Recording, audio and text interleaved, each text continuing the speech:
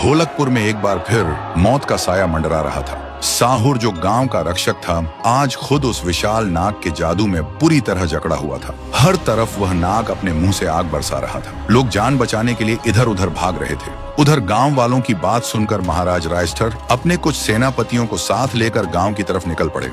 फिर गांव पहुंचते ही सेनापतियों ने उस विशाल नाग को चारों तरफ से घेर लिया और लगातार उस पर वार करने लगे, लेकिन किसी का भी वार उस नाग पर असर नहीं कर रहा था। तभी उस नाग ने एक ही झटके में सबको दूर पटक दिया। यह देखते ही महाराज रायस्टर समझ गए यह कोई आम नाग नहीं। फिर वह गुस्से से गरज कर बोले, कौन है तू और ढोलकपुर की इस पवित्र जमीन पर तेरा क्या काम है? ये सुनकर वह विशाल नाग फिर से इंसानी रूप में आ गया और बोला, पवित्र जमीन? हाँ हाँ हाँ, इस मिट्टी में तो 150 साल पुराना पाप दफन है।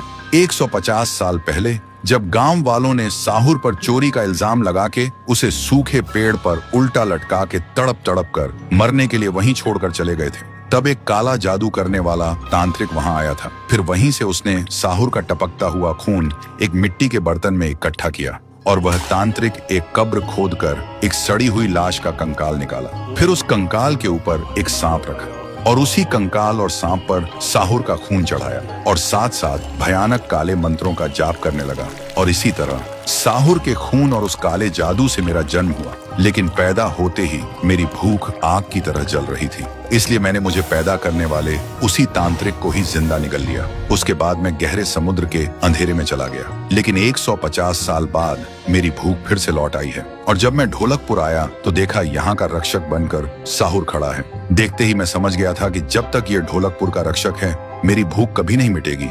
लेकिन साहुर को क्या पता था कि मेरे अंदर भी उसी का खून दौड़ रहा है। इसीलिए मैंने उसकी कमजोरी पहचान ली और उसे बुरी तरह जकड़ लिया। ये राज सुनकर महाराज रायस्टर का खून खौल उठा।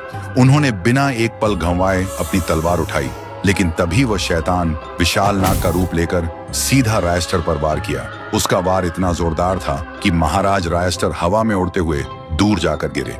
उनका शरीर अब बुरी तरह जख्मी हो चुका था। उधर साहुर अभी भी उस काले जादू की जकड़ में तड़प रहा था। उसके अंदर अब भयानक दर्द उठ रहा था। साहुर लाचार था, उसकी आंखों के सामने उसका गांव जल रहा था और महाराज रायस्टर हार चुके थे। इसलिए एक बार फिर साहुर की आंखों से आंसू निकलने लगे, लेकिन तभी उसका दर्द सुखपुर में बैठी उसकी बहन पीहू को महसूस होने लगा।